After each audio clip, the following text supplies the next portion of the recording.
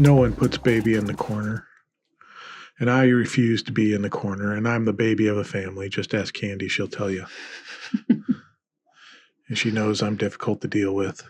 So you're not going to put me in the corner. You're not going to put me in a box. I never try to.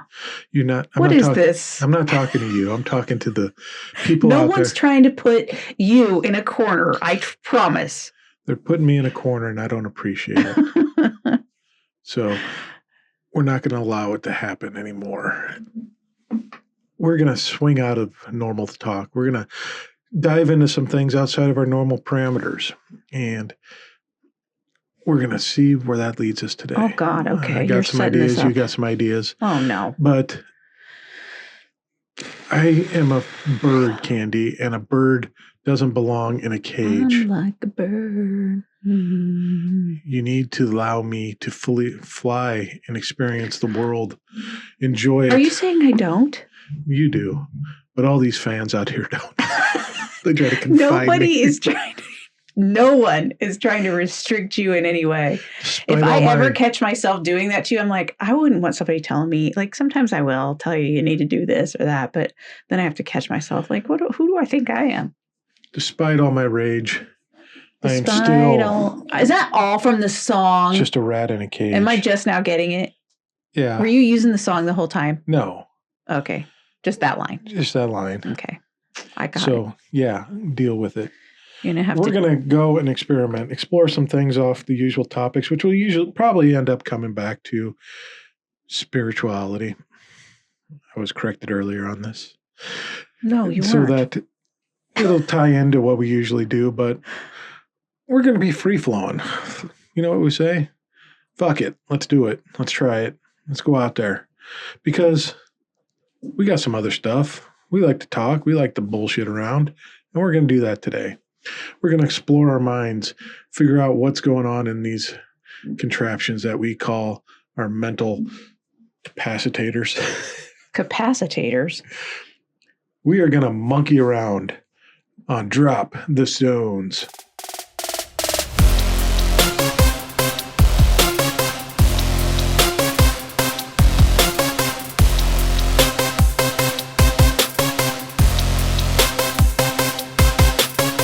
Hi, I'm Candy. And I'm Dan. And you're listening to Drop the Stones, a weekly podcast brought to you by the Cracker Jack Company. Can you fix your camera? Because your chin is going halfway off the screen. Which one?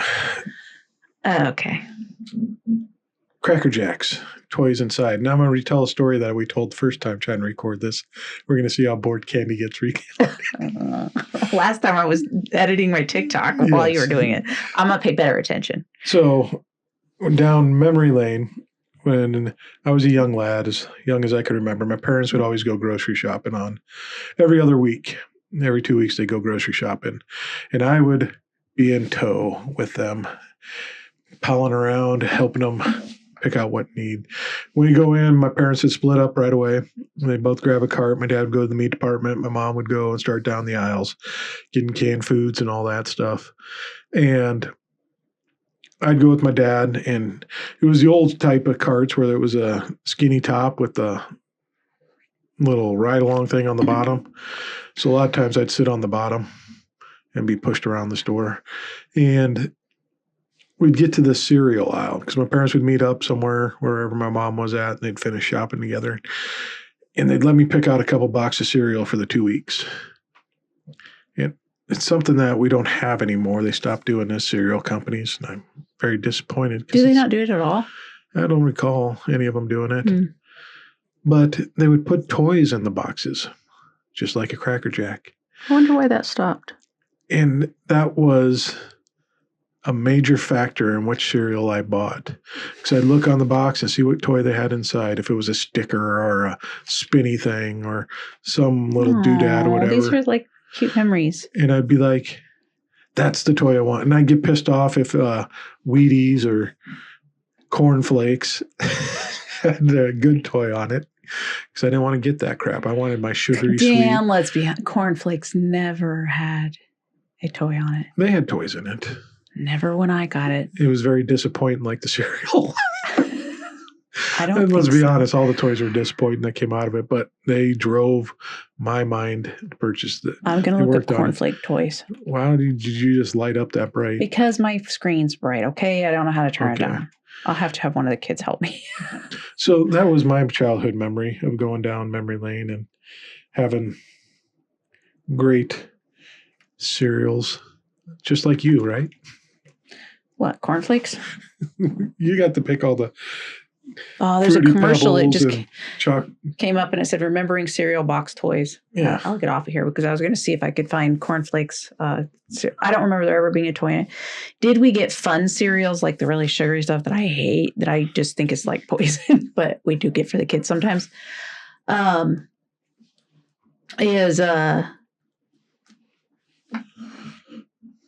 We only got cornflakes, and then once in a while we would get a fun cereal, but my brother and his friends would come and eat it all. So we didn't get any of it. That happened a lot. Sounds right. But we would eat cornflakes when I was really little, elementary. It was cornflakes they couldn't afford to get us milk. So they bought dried powdered milk and mixed it with water and then poured that over. And you wonder why I really don't like cereal that much. That's part of it. And it has to be crunchy because it was so gross and soggy. Oh, that was such gross cereal. Then we would sprinkle sugar on top of that sometimes. Good for you. Oh, my God. It sweetens you up. Now that I think about that, it's just terrible food habits. But yeah, that was our cereal. Sometimes there was toys. I don't remember ever getting it myself, but maybe I did. And when I lived with my grandma, she would make warm food for breakfast a lot of times. Yeah. So we didn't have cereal. Well, I had to learn how to make my own warm food myself. So warm food's better, I think, in the morning. Like 9, 10 years old, I was cooking sausages on the stove and eggs and all that good stuff. So that's crazy. Nope. I wasn't have taught that. Which you would think I would be because I was coming from the evangelical home, right? Yeah. But because my mom had to work, I didn't. I was with my grandma up until school age, but and I did learn some things from her. She eventually taught me some cooking. She had to teach me like how to boil water. I didn't know how to do anything. How to boil water? Pretty much. We never cooked. My mom would just cook once in a great while, but usually we would eat sandwiches. Sammy's? A lot of sandwiches and saltines with water on them. It's delicious. It's a treat. I didn't bring it up this time. You did. You exposed yourself. I did. It's a very embarrassing thing that I did as a kid, and I can't hide. I got to be who I am. I got my Pamela Anderson look going on. If anybody hasn't seen Pamela Anderson in a while, look at her. She doesn't wear makeup at all anymore. I don't know if she does sometimes, but she's got this new look that she's just going without makeup, and she went on Drew Barrymore. And I like it. I mean, why not just be without makeup? Then we'll just take care of our skin and make our skin look as healthy as possible by eating well and putting whatever we need to on it. And even if we don't, like, this is real aging, and then it won't be so shocking. You know what I'm saying? Like, it's sad that people are shocked when she shows up with no makeup on. Yeah. But I think it's pretty impressive of her. Yeah. Well, we can save on that because we're going to talk about that on our Pebble, right? Yeah. But I just wanted to say that. Got her out there. So when you hear that again tonight, you'll be reminded. Yeah. But let's monkey around a little bit. I was listening to a podcast. I can't remember which one it was, so I can't give it credit. But it was talking about an experiment, and it was the nice monkey gene experiment. Tell us more, sir. I will. So they had a bunch of monkeys that they were watching and observing. And in Brazil? I don't know where. Where'd you say at the end? You said they had a bunch of monkeys. That they were observing. Oh, observing. Yep. It was either Berserk or Brazil, and I went with Brazil. And it was observing.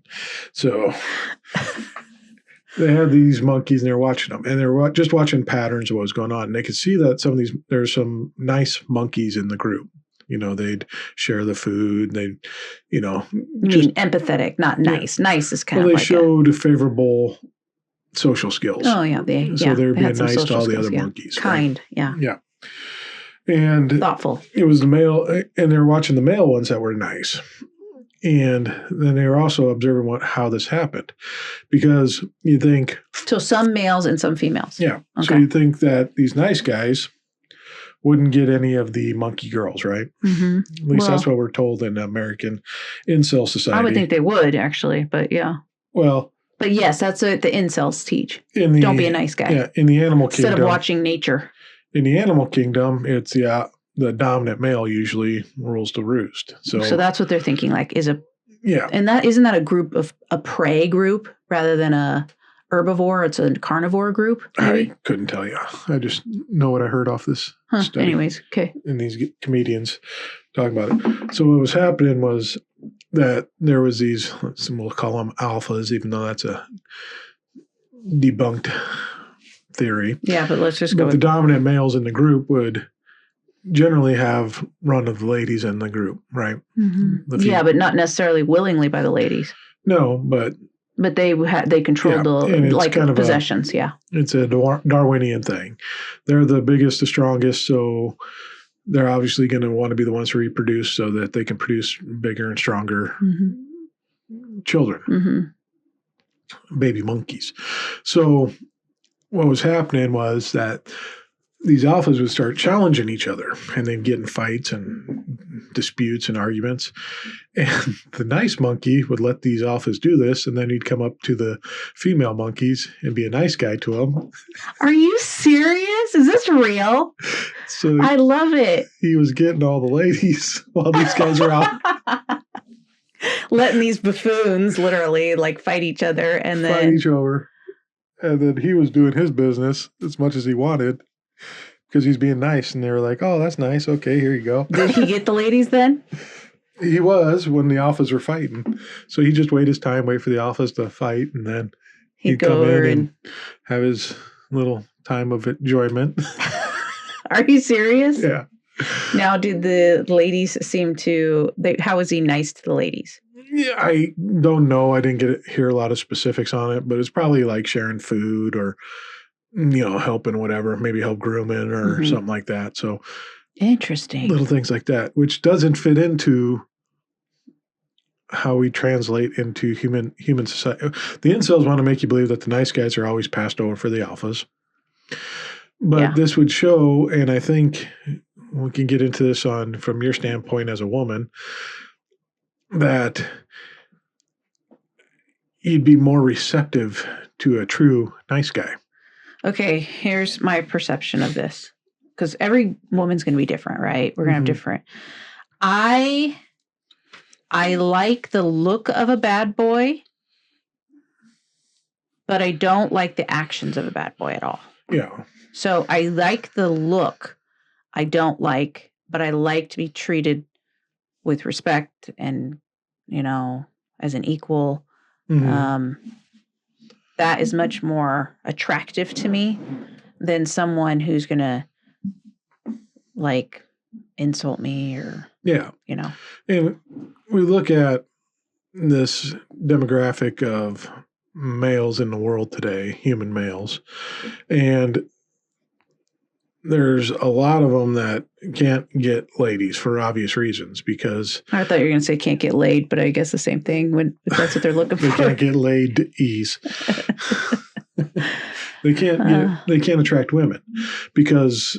And they're going to blame it on this. They're going to blame it on women. This alpha mentality that women are attracted to this alpha because that's what they want. They want to go to, it's nature. It's a thing. They want to have the biggest, strongest, most impressive brood of children around. And the only way you can do that is if you have there's an alpha. Yeah, there's certain women that maybe are drawn to, like when I say bad boy look, like I don't like a...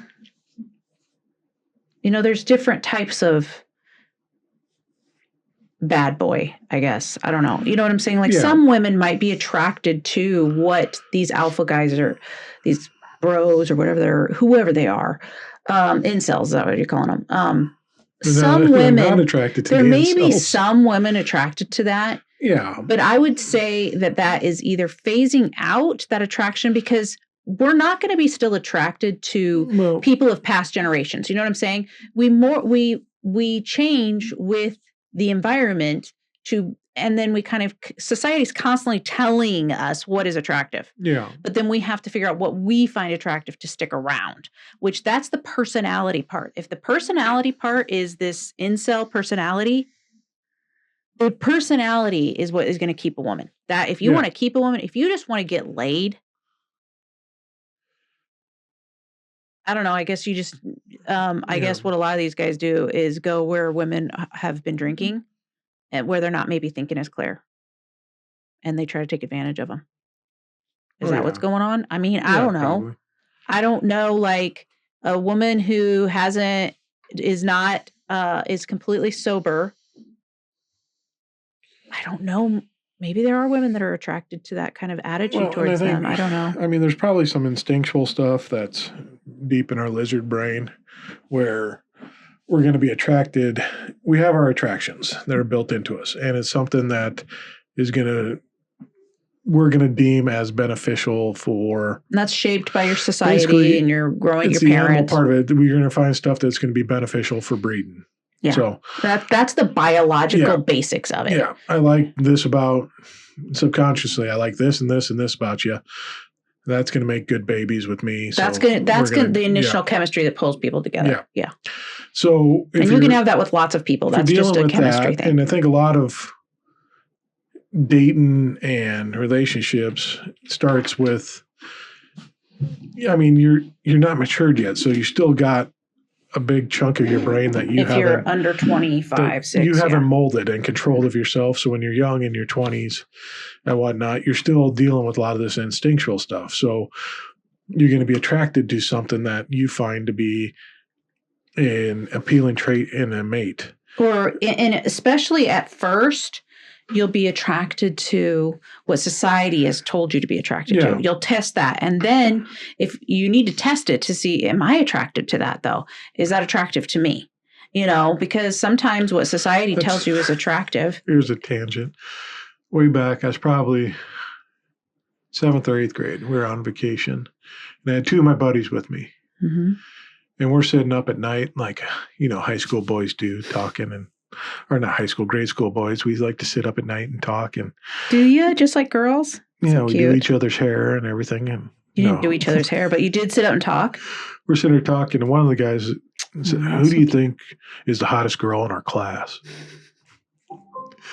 You better say Candy. Say my name.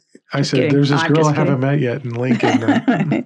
Anyways, go ahead. So he said, I can't remember which girl he said. And there were definitely a couple girls that I had crushes on. And when he said this, and he was kind of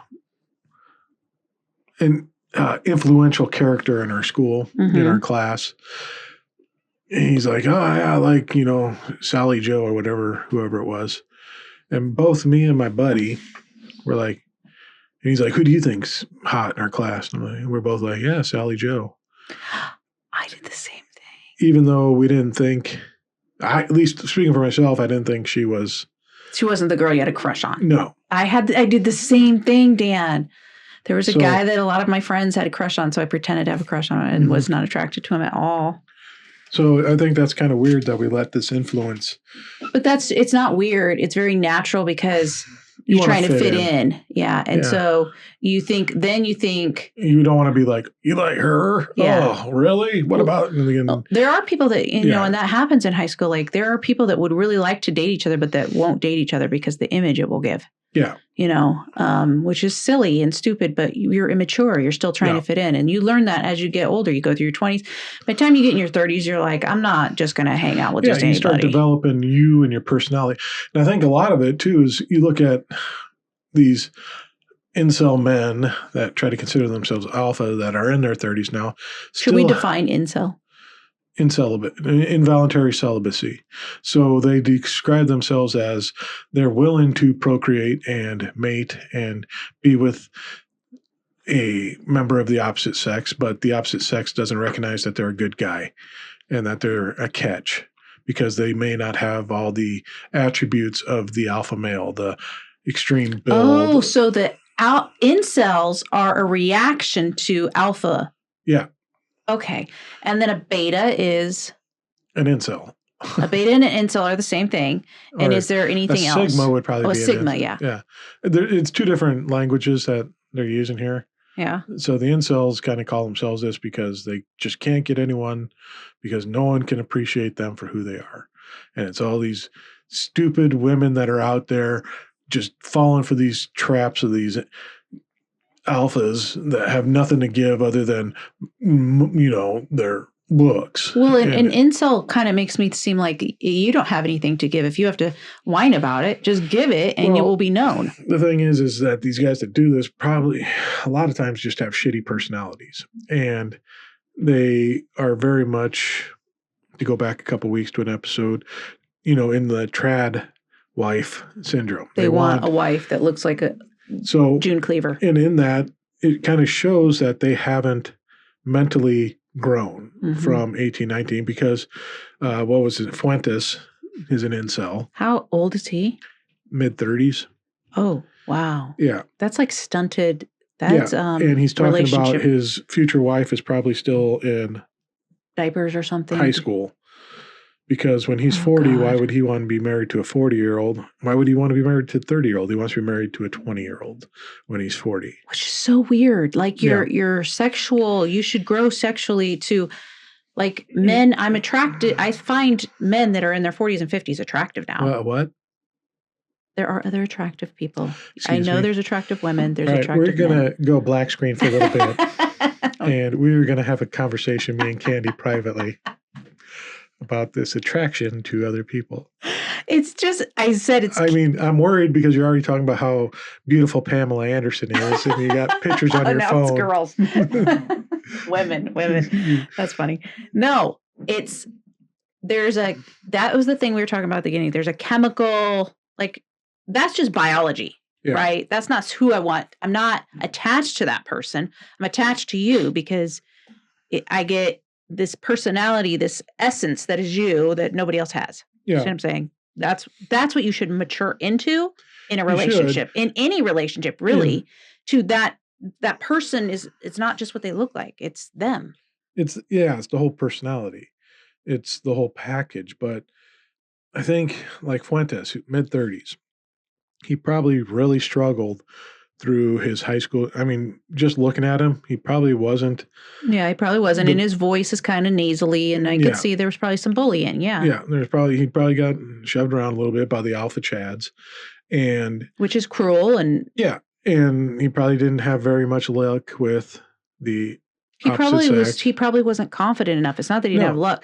He probably was too afraid to say anything because he didn't think he deserved it because of what he was told, and he believed the program. And maybe he was getting it at home too. Who knows? Which probably stunted him because he never had a chance to date in his teens, in his 20s. It did stunt him. Yeah. He's still stuck in that age where he wants to date in his 20s and teens.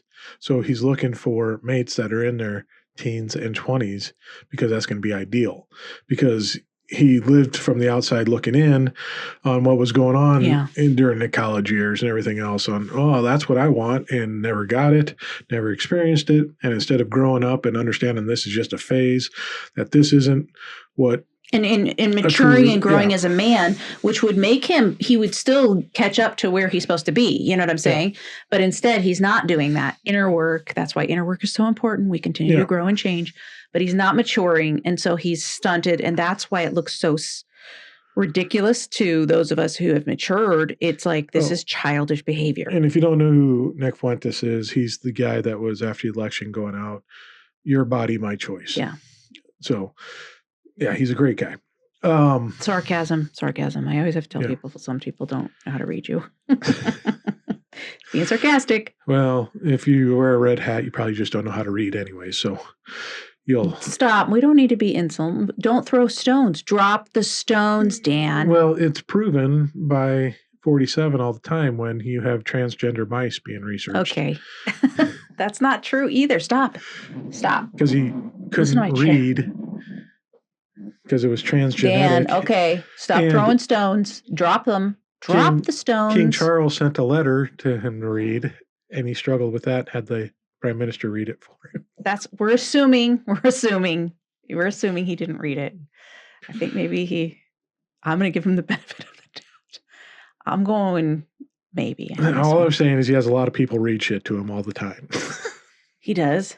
And he doesn't use the teleprompters a lot. No. But they think that's a good thing. And, he doesn't make sense, though, without it. Just listen to his speeches and then listen to someone from, like, England or Finland or somewhere talk. And it's like, oh, that's what a leader's supposed to sound like. Yeah, I know that's true. Sometimes you hear them and you're like, oh, it's so soothing. We haven't heard a leader that actually seems like they know what's going on and they know what they're doing.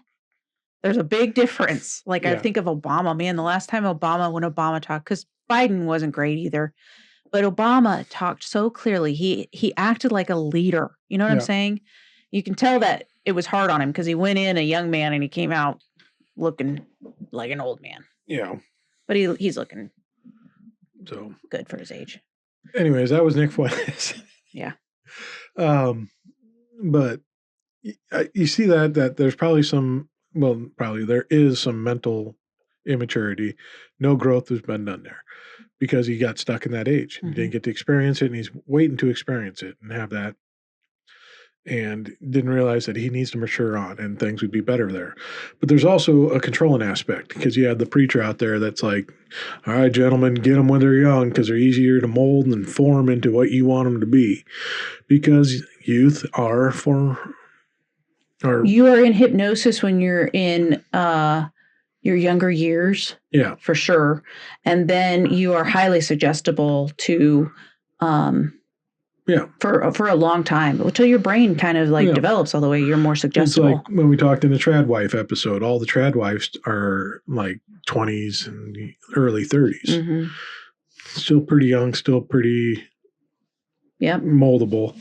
I would say it would be, if you see a trad wife in her 40s and on, it's like the transformed wife, which is like weird because my thing is transformed life. But the transformed wife is probably, 50s, 60s. Yeah. And she's preaching on it, she's lived it or whatever. But I don't find her that interesting. I find her kind of judgy. Yeah. Like she's just kind of become this hard woman. But that's my personal opinion about her. She doesn't seem super... I don't know. She seems kind of like a... If that's the kind of trad wife someone wants to be, I guess. It's the kind of woman. If you want to be that, that's fine, obviously. Be that, but don't give up. Be that because that's your dream. And that's your personality and that's what you want, not because it's better. That's the thing. There's a big difference in doing it. Like I homeschooled because I thought my kids would be better because of it. Instead of just like, this is what I really want to do. It was, and staying home. Yeah. I did that because I thought that was the right thing to do rather than this is what I really want to do. This is what I really feel is right. I thought it was right. Yeah. Didn't necessarily feel whether it was right or not for me. So, yeah. So, you got to figure out what you want to do. And I guess, if the thing is you could say, well, that's what Nick Fuentes is doing. That's just what he wants. He wants a young wife. And it's like, well, yeah, I understand that, but he also has to realize that there's some stunt in his development that's causing this. Yeah, if he could become aware of that, he could get some therapy. There's something when you want absolute control. Mm-hmm. Now, that could be a fetish that you might have. Yeah, well, fetishes happen a lot, and they're developed in youth. Yeah. But if your partner's reciprocating to that fetish and willing, then fine, that's fine. But as long as that's the desire of both, and it's not a control and manipulative situation, you both are in it, you're equally yoked in it, and working through it together instead of this is the way I want it to be and I just want to have absolute control and you have no choice, no say, no nothing. You can't take away the autonomy of the other person. No, and what I don't understand is these guys, they're really attracted to a woman who I don't know why that's attractive to them. You know what I'm saying? Like a woman that will just like obey like a child. Yeah. Or even a child shouldn't be that. But like almost like a dog or something. I don't understand why that's attractive. Like, that's definitely a stunt of some sort. Somewhere along the line, something is, there's a disconnect. There was some trauma that happened that caused you to stay in to have that kind of, that's got to be worked through with shadow work and therapy and all of that stuff, right? It's got to be reprogrammed. And it can be. I don't think it's healthy. So, yeah. So if you look at the experiment in and of itself, so the excuse these guys are using is that, well, these women are just attracted because of the characteristics of these people seem to be more pleasing for genetic purposes, to pass on positive genetics to everyone else, which one is insult themselves, saying that they have inferior genetics. You want to say that? Is that what you said? No, that's what these incels, when they're arguing that the only reason these women are dating these guys is because they're so big and strong and muscular, and they just can't see, me for who I am and what I am. They have what is considered superior physical traits. Yeah. And these incels are saying we have superior, they're not even saying we have superior intellect. They're just saying, pick us. Yeah, because they're trying to say that they're nice guys. So that they're saying they have empathy. I've been weird schedule last day and a half. So they try to go around and say that they're nice guys. Well, if you look at this experiment. Wait, how are they nice guys? What do they do? Are they pro women's rights? No. They just think that they know how to. They're not nice guys. They know how to love bomb. By buying things? Yeah, they'll show affection through, I'm going to treat you white. Right. I'm going to treat you white. I'm going to treat you white. Slip there. So I'm going to treat you right. Programming that needs to get out of there. I'm going to treat you right. So I'm going to supply all this stuff for you. I will buy you a dinner. These are the types of guys, though, that I've heard women be married to. You were never like this, but they would say, like, everything, they do all the work and the woman stays at home. Like, I'm working every day. Like, she's not working. And that's insane. Because when I was a stay-at-home mom, oh my God, the work never ended. Yeah. And that's what they're going to say is, well, I'm going to do this in Dayton and I'm going to do it when we're married. I'm going to provide for you. I'm going to put a roof over your head. I'm going to put food in your mouth and the kids' mouths. I'm going to do all this stuff for you. And all you have to do is take care of my every wanton. Take care of the house, keep the house clean, keep the kids on schedule, clean, hygiene. All the parenting basically falls on you. The grocery shopping, yes, everything else, and meet my need whenever I want it. Yeah. So they got all this going on and they think this is being nice. You don't have to worry about it anymore. You don't have to work ever again. That's even just mindset. That phrase, you don't have to work. Yeah. Like, you're not working. It's basically you will work 24/7 for the rest of your life. So they think this is being the nice guy. Yeah, they do. It's kind of like people saying that there was nice, slave masters. Yeah. They're stuck in this baited mentality of this is the ideal. So I'm going to give what every woman's dreaming of. You don't have to think anymore. You don't have to do all you have to do is think about what I am going to have for dinner that night. What I like, what I want. All you got to think about is what's the best detergent to keep my shirt and tie cleaned, and just simple lady things that you have to worry about. Well, this kind of reminds me how the other day I asked you when you get dressed, and this is just old programming because we're still working through old programming, right? That's part of being in a partnership where you can kind of notice it with each other. And I asked you, how often do you think of me when you get dressed? All the time. And I know he never does unless we're going on a date. And it would have to be like and even then he's going to he's going to look nice and he's going to throw a hoodie over it that has a stain on it probably. Okay. So there's that. But you bought me new hoodies, so I have unstained hoodies now. I know. And I'm not sure. I also had to buy a bunch of Tide sticks and have them all over the house. Moving on. So he does then, but never else does he think about. And I think about you every time I get dressed, pretty much. Mm-hmm. Unless I'm just getting, going to be working out and then changing my clothes. But like, I will think like what I look like will run through my mind for you. Like you will run through there too. And that is strange. And that's programming. Yeah, it is. And can you imagine thinking about having to think what I would think about your outfit every day? Maybe you should do a little more thinking about it. I think maybe you should think about what I have to wear every day. Practical work gear. while you're at home taking care of the house. I do other things. My goodness. I'm not just at home. And I have a career. What the hell? Calm down, trad wife. Oh, yeah. Got to get it back in the kitchen. So, yeah, I'm only letting you out of the kitchen for podcast purposes. Do you really want me to go back doing all the cooking? No. I don't either.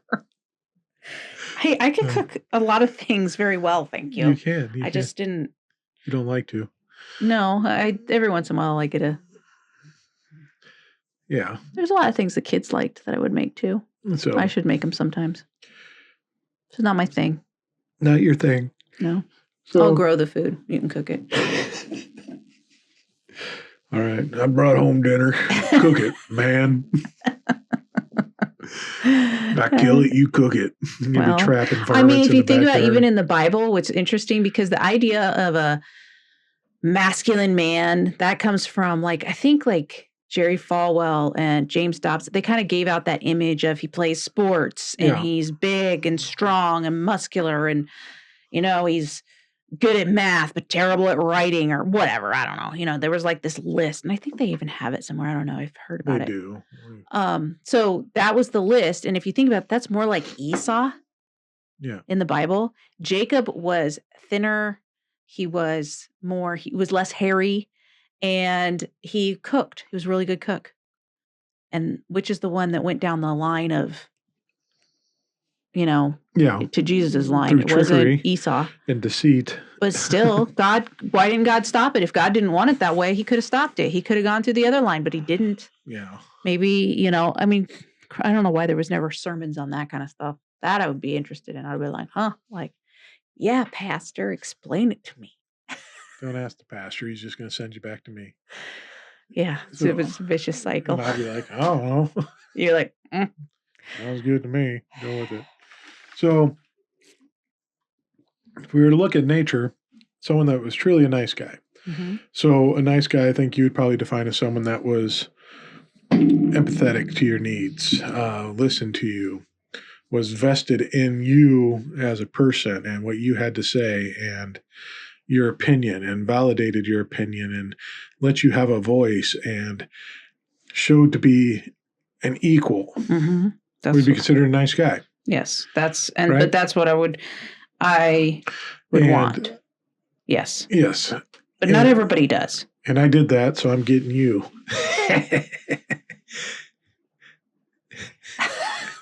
I don't know if that's a laughter of a good thing or what. Yeah. What's that?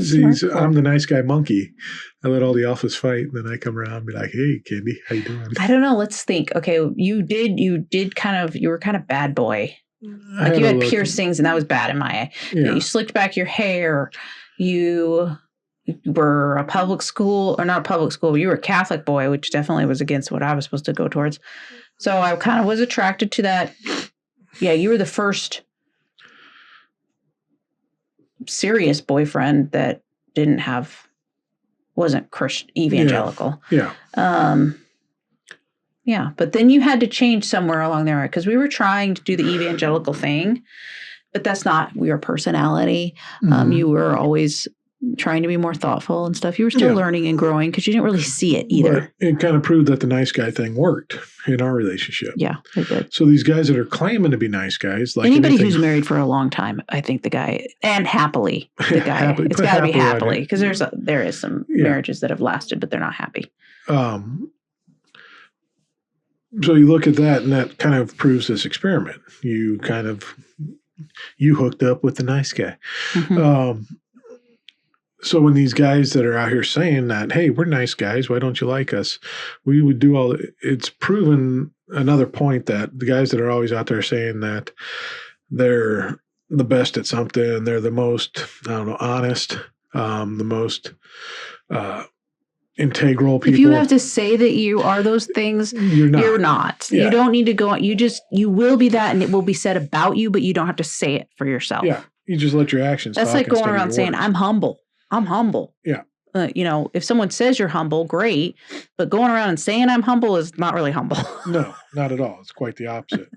So these guys going around saying it, they're just proving the point that they're not nice guys because I think naturally, not just women, but people are attracted to nice people. Yes, it's a universal thing. It is not male, female, or anything in between. It is just universal. We're attracted to people who treat us with dignity and respect. Yeah. That's who we want to be up close to. Yeah. So, and all the people that are attracted to these guys that are incels or alphas are just the bubble of people that want to be confirmation bias around them and lift up their own opinions, just like maybe in church. Mm-hmm. We're going to hang around only they're getting close to power. Where there might be power. That's what it is. It's because there's safety in that. We're only going to hang around Christians because that confirms everything we believe. It makes us feel right. Oh, and let's be honest. There's a lot of people in the Christian, here we brought it back around to spiritual stuff and this one, in this case, religion. There are a lot of people in the Christian church who don't believe a bit of it. But they're going to stay up in it because they know culturally most people align with it, and it's for safety. And the moment that more people, or half aren't and half are, which it's Christianity is dropping. Yeah. And the nuns or whatever, like NONES. You ever heard that? The nuns are like, no, they don't believe in any God. So that'd be like atheists. They call them the nuns. I can't remember how it goes, but okay. So like people who don't believe in any God whatsoever, like they just have no religion. Yeah. Right. Which we would say that, even though I believe in this spiritual sense, but I don't believe in these beings out separate. Like we are all it. Yeah. But as that number gets higher, people will be more likely to just leave Christianity. But Christianity right now creates community, and we all crave community. Why would we be doing what we're doing right now? We are doing this because of community. And that could be why our culture is doing what it is right now. Because in America, you're at that 50-50 point, which is kind of the precipice. Yeah. So which way will we go? If the nuns get above the 50, now all the people that are kind of just hanging on to be in safety are going to see that, well, it's going to be safer to be over here now. And then you're going to see a huge drop. Once that number reaches a certain point past the 50% and people realize. It'll drop quicker probably, yeah. There'll probably be a huge drop because, all right, it's safer over there. Boom, we're going now over there. Here's the question. I do foresee that's probably going to happen. This is our prophecy. We've been very terrible at our prophecies, haven't we? Yeah, like most Christians in the world. Have we done any where we said, this is what's going to happen? And it didn't. Oh, yeah, because we said Kamala would win. You did. I don't know if I definitely hoped so, but I had no clue. So I think we got that wrong. So take it with a grain of salt, what I'm about to say. But I think that probably will happen where a lot of people will fall off from at least that toxic evangelical Southern Baptist kind of teaching and preaching and move towards a more flexible form of Christianity, right? It's not so rigid. But my question is this just a cyclical thing that happens with religion? Is it just going to, so then we get more, I've heard it said a long time ago when I was early in deconstruction, I think that the culture just does this. We go through where we get real lascivious. Is that the word? Lascivious. And then real strict and legalistic. And then it just kind of swings back and forth. And I think that's what's happening. We're in a swing. Yeah. I mean, historically, that's the case. But I think we're evolving past. It would be good to break this cycle and actually not do this again. But I don't know if that is even what we're here to do, or are we here to experience it, I think we're probably evolving past. So your theory is that this religious system type thing, that the system stops. There's going to be spirituality, but it's going to be more of an understanding of what spirituality is. I hope so. I hope we're evolving. It's a universe thing that we're evolving into, because, I mean, you've kind of seen it. You went from polytheism to monotheism. The monotheism went through an independent around the time of Christ and after for a couple hundred years of this spiritual enlightenment, which is kind of a prognostication of what is supposed to be and what is to come. But then it devolved back into, well, just like we have always in the past, we need to make sure that the church is run by the state, and the state and the church are on the same page. So Constantine set up Christianity as the national church. And then some people say that the Roman Empire never died because it's now Catholicism. And it's bigger than it ever has been because it's worldwide and doing quite well for itself. It is. But you had Catholicism running through Europe and the surrounding areas for a while there until you had Protestantism come with Luther and then the Church of England and some other break-offs. And that's kind of where we are now with all this breaking off. And you want to hear something really, are you done with that thought? Go ahead and interject. What? Ask your question. I wanted to say something about the Bible, a prophecy that this reminds me of when you're saying that. No, don't say it. Don't say it. Okay, in the book of Daniel, there's like a statue. Yeah. And it has he described it was the Mesopotamians and there was these iron and gold, like the loins that went on down. And then when you get to the toes, it was iron and clay mixed together. Something hit it. A rock came out of the mountain, smashed it, and it shattered it into a lot of pieces. And I think it's the religious system. Yeah. And it's just it broke off into Christianity. And then Christianity has broken off, crumbled in all these little pieces. Yeah, it's where we're at today, where it's broken off into so many different pieces, and they can't agree. It's just weak. It's very weak now. They're fighting each other and beating up on each other. That it's going to just leave. And then what was around? I hope so. Around Christ and after is going to be more prevalent coming afterwards, where people realize that it's more than just this system. It's not a hierarchy. It's it's more, it's not vertical, it's horizontal type morality of everyone's on the same page. We don't need to have one set teacher that's been appointed by this deity. Everyone has access to this. Yeah. And everyone has part of this.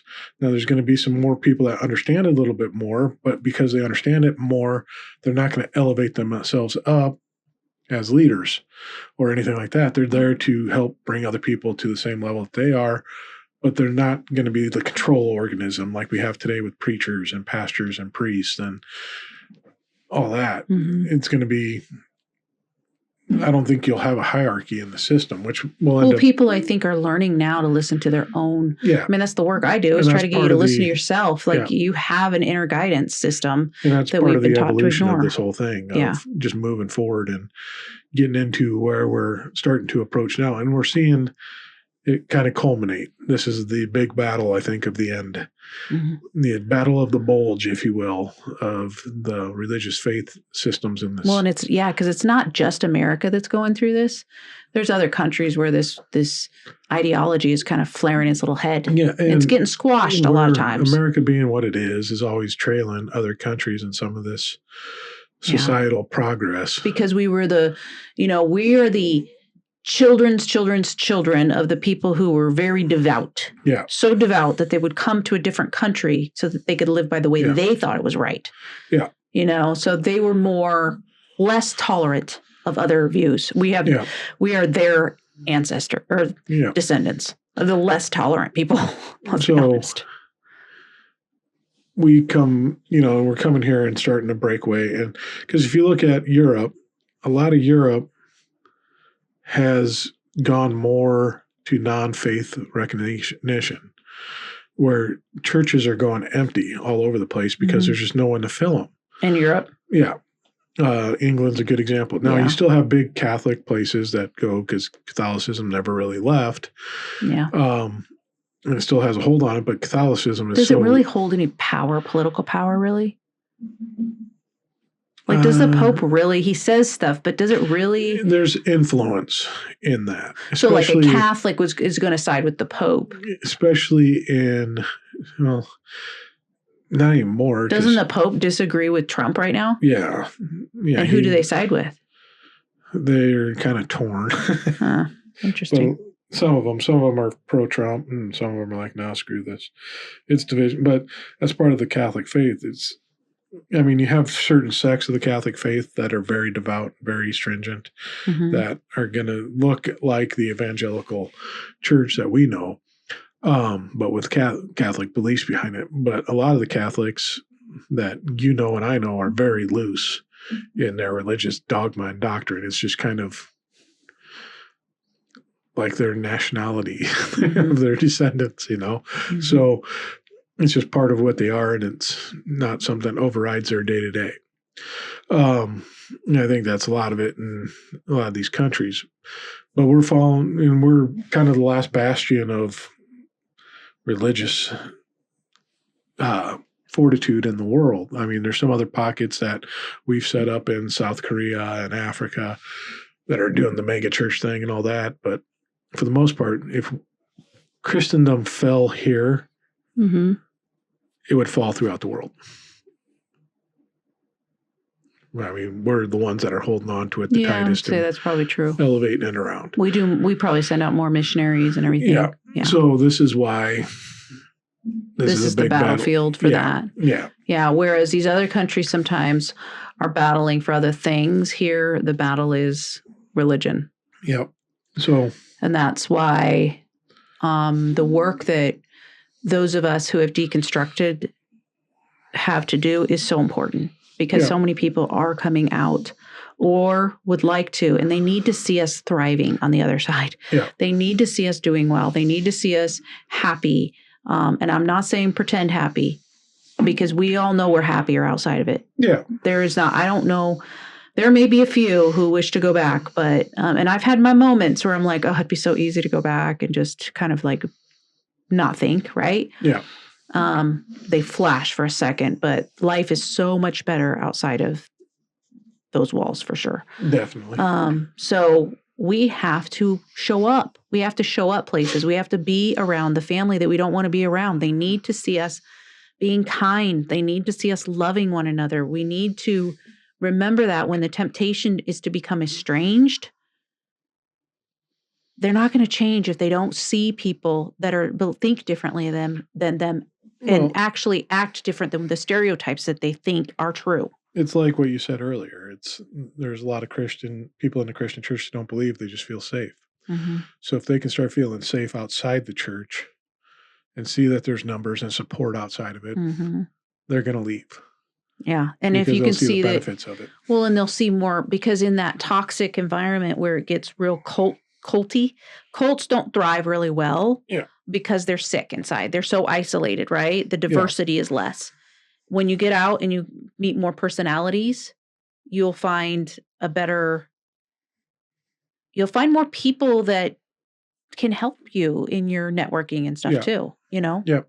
So if that's what you're doing it for, like, it's just better all around. That's all I gotta say. And they can see the benefits of it. And the thing is also to be honest about it. It's like, we're not asking you to give up your core religious beliefs. You can still believe in God and Jesus.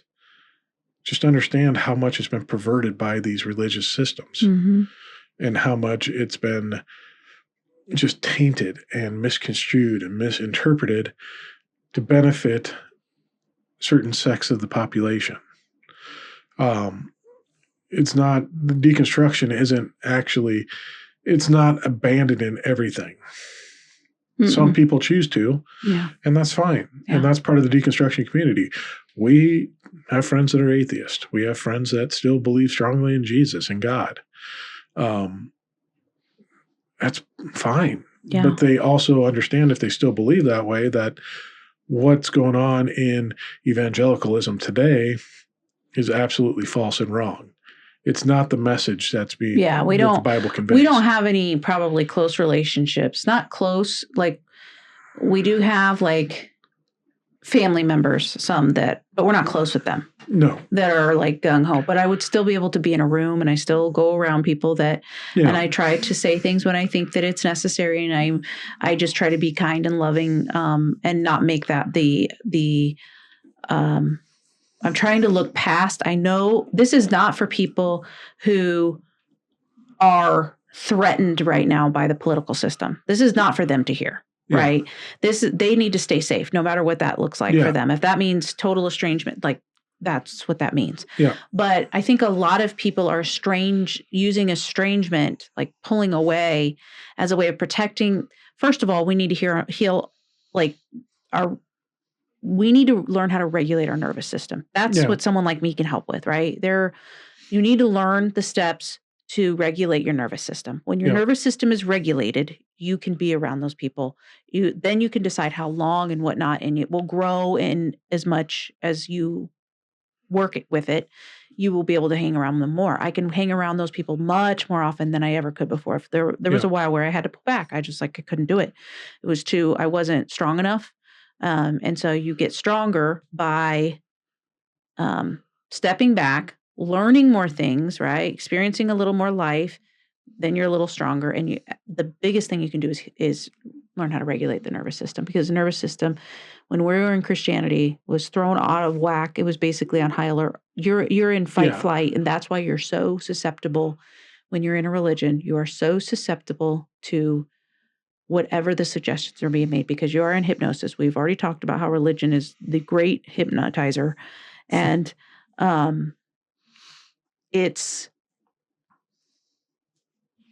people will believe anything their pastor says. Think how easily, like in the churches we went, most people believed whatever he said.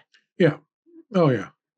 We were some of the few that were like, I don't know. We didn't take everything as absolute gospel truth. No. No. But there were some things I wish I wouldn't have that I did take as truth too. Yeah. We were willing to research and look into it. Yeah. Which was our own sin and downfall. But then we always felt like it was wrong. I always felt like I was wrong. Something was wrong with me, but it was something I just tried not to dwell on too much, because I noticed there was problems. Yep. So anyways. Anyway, so for people that are on the brink of deconstruction and are fearful that they have to give up everything that they believe, even though you don't. You just have to understand what the system's doing to you. It's not good. It's a control mechanism to keep feeding itself. And they're going to do whatever they can to scare you into staying into it. You can still hold on to core beliefs and be outside of the church. Yeah. Because the power is within. I still consider myself someone who follows the teachings of Christ. Now, I remember as an evangelical, if someone said that, it wasn't necessarily positive. No. If you say you're following the teachings, it's not about following teachings, it's about believing he died on the cross for your sins. I'm like thinking in my head, okay, well, believing you died on the cross for your sins, I can fake that. I can say those words and I can play the game, right? Yeah. But to actually live like Jesus or following Jesus's teachings, that takes actual intent. And I have to be more self-aware if I'm going to do that. Yeah. It's not lazy. It's not the lazy way. No. So it's a lot of work. So yeah.